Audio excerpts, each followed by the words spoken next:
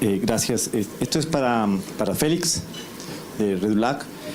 El tema es que nos cuesta muchas veces convencer al empresario, y convencer no solamente al empresario, a quien ocupa altas posiciones en el sector público o privado, de que definitivamente el manejo de riesgos es una inversión y no es un gasto.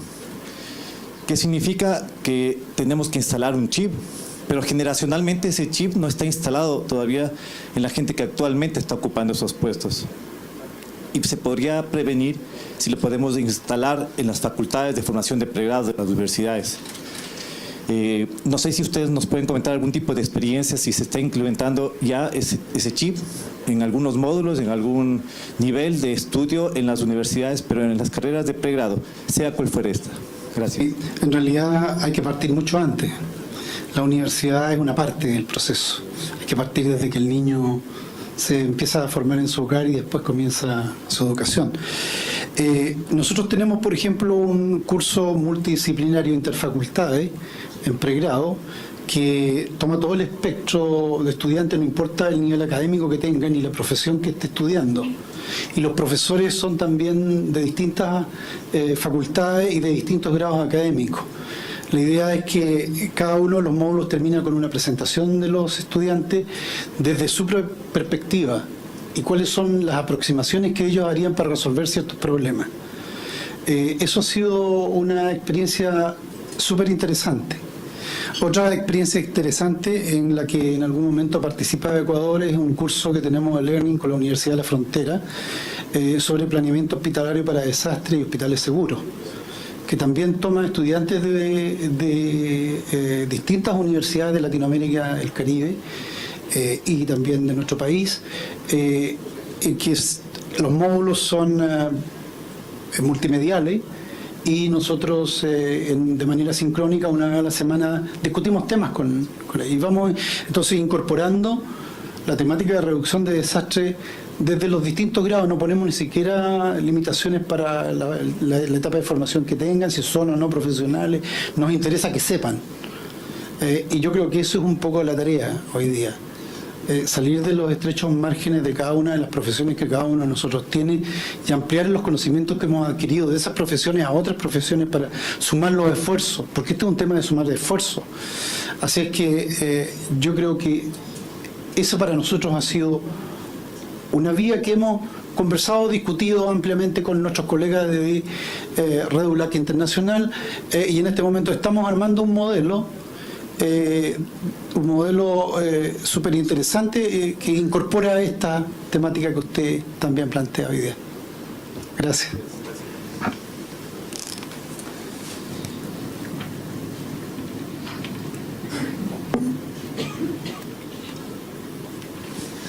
Hola, buenas tardes. Soy Bernardo Castro, soy el director académico del Magíster de Gestión del Riesgo de Desastre que se imparte en la Academia de Guerra del Ejército y la Academia Politécnica.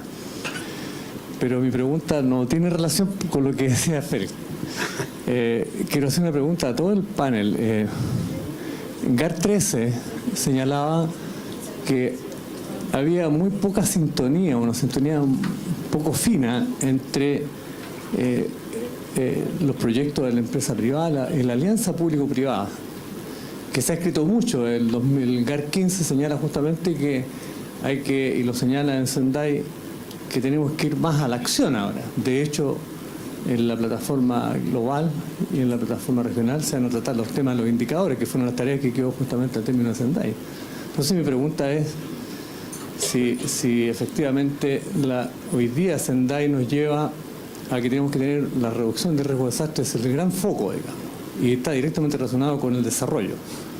Por lo tanto, los objetivos de desarrollo sustentable son 17, tiene metas, 196 metas, todos sabemos, muy complejas, indicadores de grueso calibre. Entonces, mi pregunta es, las experiencias en cada uno de ellos, ¿cómo la empresa privada va a aportar, por ejemplo, para disminuir los indicadores en la pobreza, en salud, en educación, en infraestructura? Entonces, porque hoy día tenemos mucha teoría, tenemos muchos textos, tenemos muchas declaraciones, tenemos muchos memorandos de entendimiento, pero nos van a medir en el futuro, en los próximos 15 años, tanto cuanto hemos hecho. Uno de los aprendizajes que nos dejó Yogo es que se haya avanzado mucho en muchos ámbitos, en lo global. Pero me queda esa preocupación. ¿De qué manera la empresa privada hoy día va a pasar de la teoría a la acción? Hay muchas iniciativas que se han mostrado aquí, pero ¿de qué forma concreta, por ejemplo, va a poder influir en las políticas de Estado, políticas públicas, en proyectos de gran envergadura que permitan justamente alcanzar esos objetivos de desarrollo que son, a mi juicio, muy ambiciosos para los próximos 15 años? Muchas gracias. ¿Alguna otra pregunta? Ok, les propongo entonces lo siguiente. ¿Tenemos otra por acá? Yo no es una pregunta, es como una duda que me queda de la exposición de Trinidad y Tobago, que allá en Colombia me tocó evacuar por desbordamiento de un río una escuela de sordomudo y 60 niños especiales.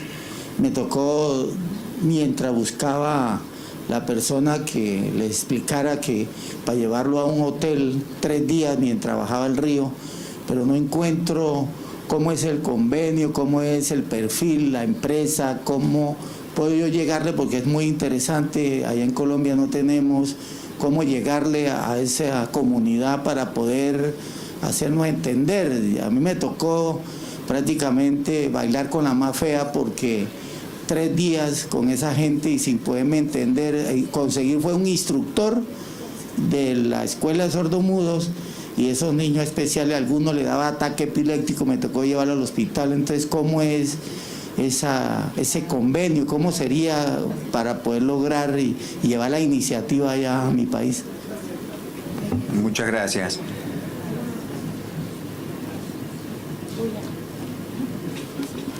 Thank you, everyone. I just wanted to say and ask generally, and for Mr. Felix as well. Guyana, English Guyana that is a country that is, in a sense, unique. We don't have earthquakes, we don't have hurricanes, we don't have volcanoes and all those things. We have slow onset flooding. That's our most prominent issue. And in 2005, we had a major flood where we lost about over 60% of our GDP. So what has happened, the challenge is that engaging private sector in responding and being a part of the preparedness effort is difficult, because they don't see the threat as imminent. It's slow onset flooding, a drought, which is hard to really recognize. So I've been listening to all of the presentations. You have really good programs. But what I can see in a lot of the countries too is that you have major issues that the companies see direct losses. For us, Mr. Felix, you presented information. I hope I'm pronouncing your name right. You presented information on the information network generating data and that sort of things. I was wondering about membership for the network and how you engage countries, Latin American, Caribbean countries, universities, in terms of weak areas where we need to generate, where we have information gaps. So we need to be able to quantify the risks when it's not seen as very imminent, and present it to private sector as well as to government agencies to sort of create that strengthen that partnership and sort of catalyze the efforts in prevention. What we have right now, we have a lot of risk mapping and sort of networks where we're able to articulate policies, but when it comes to engaging in prevention activities collaboratively, there's a challenge. So I'm asking, one, how does your network engage with universities such as, let's say, the University of Guyana, where there is gap, where there is need? How can universities be a part of the program? And if you have any general information on best practices for countries that the risk, it doesn't seem to be so imminent. If you can share any information on that. Muchas gracias. Les propongo lo siguiente, como tenemos dos preguntas generales para todos los expositores y una en particular, hagamos minuto y medio aproximadamente de cierre de cada uno para que puedan, hacer su última intervención y responder a las preguntas. Empezamos entonces, si te parece, por Ángela.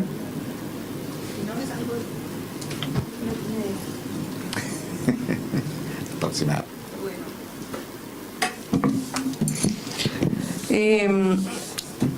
Creo que voy como a profundizar un poco más en mi conclusión de la presentación, porque efectivamente creo que lo que se necesita en ese momento para poder pasar del enunciado y las buenas intenciones a la acción es más bien alinear las acciones que se han venido desarrollando, porque así ustedes, hemos escuchado muchos ejemplos de acciones que pueden ser pequeñas o que pueden ser de pronto aisladas, pero que efectivamente sí tienen un efecto positivo sobre resiliencia, sobre factores subyacentes como los ambientales, sobre la pobreza, etcétera. Si uno los estudia caso a caso, sí están impactando, pero no tenemos un tablero en donde podamos decir, esta acción me mejoró esto a nivel nacional, regional o local. Entonces, una sugerencia que tendría yo es como tener ese tablero para alinear cómo las acciones que se están desarrollando a nivel individual y aislado, efectivamente sí podemos armar un rompecabezas que le apunte realmente a lo que el país quiere lograr en materia de resiliencia de cada uno de nuestros países y en el caso de ustedes a nivel ya regional. Y segundo, rescatar entonces la conclusión de que con acciones concretas ya alineadas, por eso de pronto en Colombia hablábamos ahora, los colombianos nos hemos demorado un poco más, si bien existen muchos ejemplos de acciones, nos hemos demorado mucho en lo que es la estructuración de lo que queremos y como que no arrancamos, como que no se ven acciones concretas, pero en la medida que nos organicemos y los ejemplos y los resultados concretos generen esa confianza, es seguro que va a jalonar más acciones y objetivos con mayores alcances que van a lograr efectivamente reducir, apuntar a los objetivos que establece el marco de Sendai. Y también, de acuerdo con lo que nos decían los compañeros de Centroamérica, poder apuntar a objetivos de desarrollo sostenible, a acciones que tengan que ver con el desarrollo. Entonces, creo que esos dos puntos son básicos y para poder atenderlos me parece que ARISE, el programa que propone Naciones Unidas, tiene los elementos precisos para poder lograrlo. Establece los principios, las estrategias, o sea, por eso de verdad los invito a que revisen y podamos hacer el ejercicio cada uno como de reorganizar ese tablero y utilizando esas estrategias y esos ejemplos que tiene, implementarlo en el país y alinearse entonces a nivel mundial para lograr ayudar a lograr esos objetivos del marco de Sendai. Gracias. Sí, tal vez, sí, tal vez brevemente para complementar en lo que Ángela está hablando en el tema de cómo llegar a las acciones, ¿verdad? Pienso que es importante y fundamental el apoyo y la voluntad política sin políticas nacionales y políticas como la política centroamericana de gestión de riesgo de desastres, que se dice fácil, pero ponerse de acuerdo entre 6 países cuando dentro de un solo país uno sabe que cuesta, pues ya tenemos esa política a nivel regional y cada país cuenta en Centroamérica con una política a nivel nacional de gestión de riesgo de desastres. El tema de las políticas es importante, las herramientas como ARISE y la voluntad del sector privado, la sensibilización del sector es sumamente importante. Pienso que esto es un tema fundamental y vital y lo único que hace falta es que la gente lo conozca y lo entienda. Gracias. Creo que nos vamos complementando una a la otra.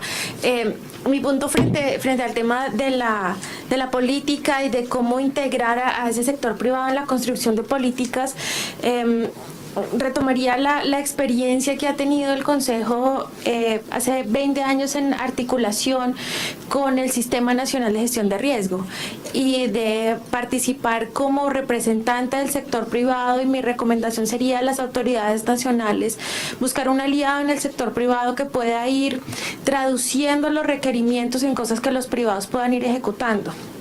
Porque desde el sector, cuando se ve a los reguladores únicamente como reguladores, pero no se construye desde la base de los requerimientos y no se traducen en cómo esos requerimientos pueden irse implementando al interior de las empresas, y el llamado sería a vincular a un gremio, a una asociación, a algunos representantes del sector privado y empezar a trabajar con ellos de manera articulada en traducir y en hacer más entendibles para el sector los retos que tiene el conocimiento del riesgo, la reducción del riesgo y cómo pasar de los escenarios que hemos visto de los esquemas que teníamos solo enfocados en la respuesta a los esquemas preventivos. Entonces el llamado sería a buscar esa articulación, y creo que ahí es donde empiezan a plantearse el mismo sector privado esas iniciativas y a generarse esos retos de cómo articularse apropiadamente, y se empiezan a ver cómo el sector empieza a generar cosas como los ejemplos que hemos visto aquí.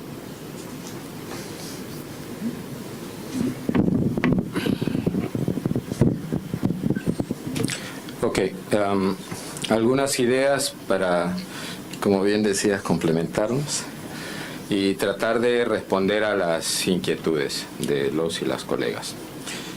Primero, creo que algo que hemos aprendido, nosotros, la Red de Integrarse, somos un conjunto de organizaciones, parte de la sociedad civil, que trabajamos muy cerca con un tejido empresarial. Entonces tenemos el gusto y el honor de tener al frente a veces a empresarios de talla muy grande, que 2 o 3 veces al año los podemos juntar y hablamos cosas muy claras y nos dan tips y asesorías muy puntuales. Y nosotros hacemos lo mismo. Entonces, tenemos esa posibilidad de contacto y ahí se aprende mucho.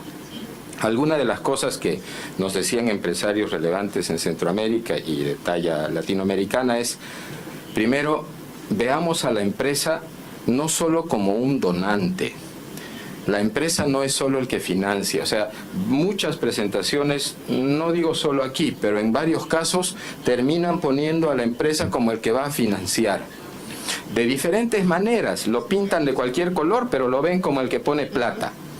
Y señores y señoras, la empresa es mucho más que plata. Es más, lo que deberíamos no comenzar a pedirle plata, es ver de otra forma.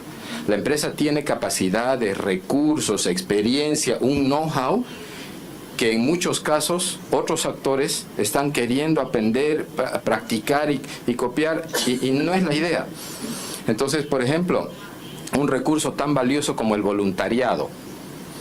Empresas de líneas aéreas, por ejemplo, hace poco TACA, ahora Bianca, uno de los principales recursos de responsabilidad social es el voluntariado. Cantidad de días, hombre, mujer, que están puestos, pero ¿qué pasa? Ese recurso voluntariado no es gratis. Son días, hombre, mujer, que no están pagados bajo ley y que tienen tiempo para hacer cosas. Antes los mandaban a pintar escuelas, a sembrar arbolitos, está súper bien, no es malo. pero ustedes se imaginan cuánto de plata se pierde y capacidad de tener a expertos, gerentes, líderes de mandos medios que tienen capacidad, que podrían ir a dar charlas a escuelas donde nunca van a ver ese tipo de profesional a la mano. O sea, se ha diversificado, hay voluntariado profesional, voluntariado técnico, voluntariado corporativo, voluntariado manual. Entonces, podríamos aprender a decirle a la empresa, venga empresa, a ver, ¿cómo le ayudo a canalizar mejor su recurso? Y ahí es un mensaje para el caso vuestro. O sea, la empresa tiene muchos más recursos que solo plata. Y por favor, es aprendizaje de vida. Si lo primero que uno hace cuando llega donde un empresario y en los primeros 15 minutos no le vende una idea, estamos fritos. Pero no le venda la idea que le viene a pedir plata porque está refrito. Vayamos a entender qué es lo que necesita y vayamos, ahí viene el segundo punto, que es el tema del lenguaje. Muchas veces nos perdemos y somos muy buenos, muy buenas en lenguaje técnico, porque es lo que sabemos hacer, es lo que mejor sabemos hacer. Pero muchas veces en el sector empresarial no entienden en el mismo lenguaje. No es que esté mal, no es cuestión de idioma, es cuestión de hábito de manejo del tema. Entonces, por ejemplo, no es malo pensar en hacer algo como lo que hemos visto en algunas de las presentaciones, tener guías prácticas para traducir y aterrizar lo técnico en lenguaje empresarial. Y cuando hablamos del lenguaje empresarial, diferenciemos también pymes, pequeños productores, pequeños actores, no chiquitos, sino porque su actividad empresarial es de menor escala. Hacer materiales para bajar lo técnico al lenguaje y manejo cotidiano. Van a ver que posiblemente funciona. Y otro punto que comentaba alguno de los empresarios también es que, y es algo que estamos hablando con los colegas en la alianza, con CEPREDENAC, con Naciones Unidas, UNICEF, es veamos el papel del empresario o empresaria con un rol más estratégico. No los llamemos como el bombero cuando ya esté el desastre y que venga a poner plata, camiones, apoyo. No, deberíamos tener posibilidad de invitar al sector privado a las mesas de los sistemas de prevención, que se siente desde antes y que veamos qué les puedo apostar que en esas reuniones hasta el enfoque va a ser diferente. Porque para comenzar hay que llevar una agenda diferente. No hay mucho tiempo, no podemos discutir demasiado. A veces mucho plan, poca acción es pérdida de tiempo. Entonces hagamos algo, pero involucrémoslo desde antes, con un papel más estratégico, no solamente el financiador ni el práctico operativo. Entonces esos son como algunos tips que creo que pueden ir contribuyendo y tal vez después se pueda apoyar algo más. Muchas gracias. Perdón, ahí hay unas manos, pero sí, vamos a terminar con lo... Excelente, yo creo que una parte importante de la pregunta suya ha sido respondida por el colega. Yo no puedo darle lecciones o tips sobre el tema. Nosotros recién acabamos de hacer nuestra primera declaración en el marco de Redulac en Guatemala sobre la importancia de la relación público-privada. Lo que yo, o más bien nosotros queremos, es aprender de las experiencias que hay. Y en nuestro país una de las experiencias más interesantes, y por eso pedimos nosotros ser incorporados a las mesas regionales, provinciales y nacionales de la Oficina Nacional de Emergencia, que ya tiene experiencia en la materia. Y la otra cosa es que como nosotros somos un país averiado en términos de desastres desde tiempos inmemoriales, nosotros tenemos números, cifras, y tenemos ciertas costumbres para tener esas cifras. Entonces nosotros sabemos los daños que tiene la pequeña industria o la gran industria o la industria aseguradora, y vamos a esa fuente de datos y entonces tenemos una herramienta para discutir con el mundo privado esos datos.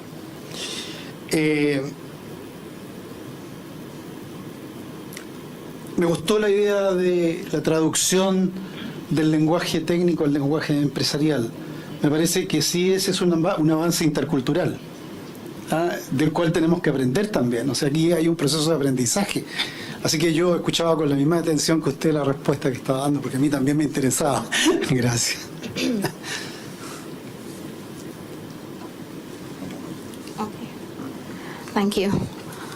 Okay, just briefly on what everybody touched on, because it's interesting to see that you all are discussing how to put the guides into action when some countries in the Caribbean don't even have that. So I saw that as like a great achievement that we even have that as a starter to really start our action. If we were to start training, we have a point to start with. So I think that, you know, congrats to all of you because that was really good. And secondly, just to answer the point on training persons with special needs, the video focused on intellectual disability because that is really a gap in Trinidad and Tobago. Persons don't understand how to care for that type of disability. So it was important to bring in caregivers. And once you train them on the different things that, for example, evacuating, early warning systems, that type of thing, you have to speak the language to the caregivers and it will translate into the children, because some of them, you ring an alarm and they see that as a traumatic experience. So for your experience going in with visually impaired, hearing impaired, there was a guide that we created out of that project that could really help you because it standardizes certain checklists and emergency guides that you could use with different disabilities. But just for this one, it was specifically geared for intellectual disability. I hope that helps. Ok, entonces un par de preguntas más que ya estamos sobre la hora del receso.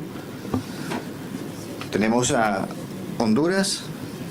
Raúl. En realidad no es una pregunta, es parte de una experiencia que hemos vivido ya con la relación gestión de riesgo empresa privada, en la cual es un convenio firmado en 2014 con una asociación de maquiladores, el cual se venía trabajando desde mucho antes en la conformación de lo que eran brigadas de primera respuesta dentro de la fábrica. Fuimos más allá a la capacitación del personal, primero de la gerencia de estas empresas, e ir bajando hasta el empleado común, para lo cual ya después empezamos a proporcionarle a las empresas los mapas de riesgos según dónde vivían sus empleados, y ellos fueron creando programas en combinación con Copeco, en colaboración también con el programa ECO a través de un programa que se llama DIPECO, de asistencia a estas personas. Ahora estamos ya a un nivel de apoyo de estas mismas zonas, pero a nivel escolar, creando los planes de contingencia escolar y la educación en gestión de riesgo en las escuelas. Gracias.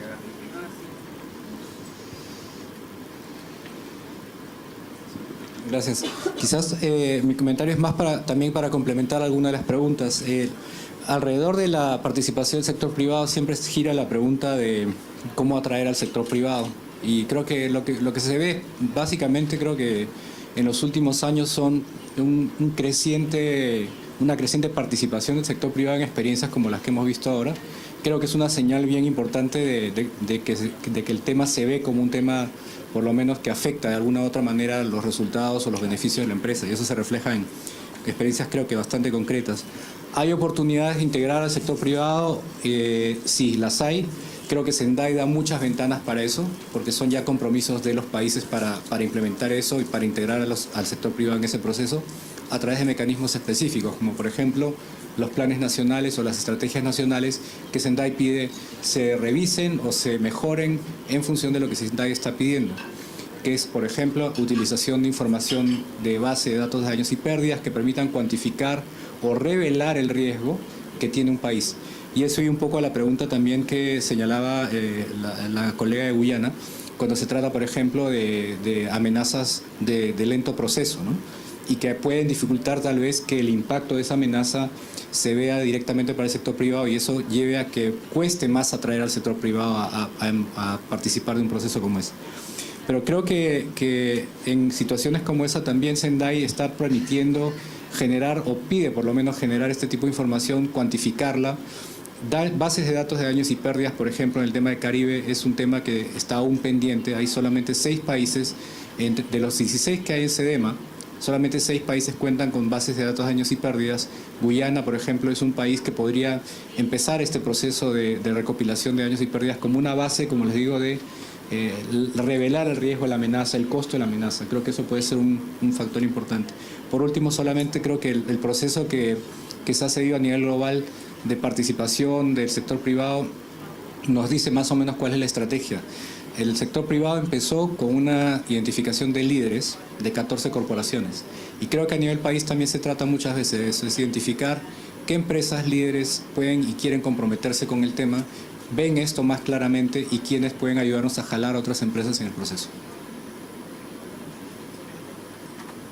Gracias, Raúl. Félix, ¿querías decir? No, solamente reiterar los agradecimientos por estar en esta mesa, decir que vamos a continuar nuestro trabajo para fortalecer este ámbito de la relación público-privada. Haremos nuestros mejores esfuerzos, continuaremos identificando docentes de nuestro país y fuera de nuestro país que estén trabajando aisladamente en reducción de riesgo de desastre para unirlo de tal manera de crear una masa crítica importante en América Latina, el Caribe y Centroamérica, capaz de ser un aporte importante en la reducción del riesgo de desastre. En este tránsito quiero terminar agradeciendo a OFDA en la presencia de Mariela aquí, que ha sido un apoyo constante cada vez que lo hemos necesitado para nuestras reuniones. Gracias. Muchas gracias, Félix. Bueno, con esto concluimos la sesión 4. Yo les agradecería mucho, pedir incluso un aplauso para nuestros expositores. Y entiendo que estaríamos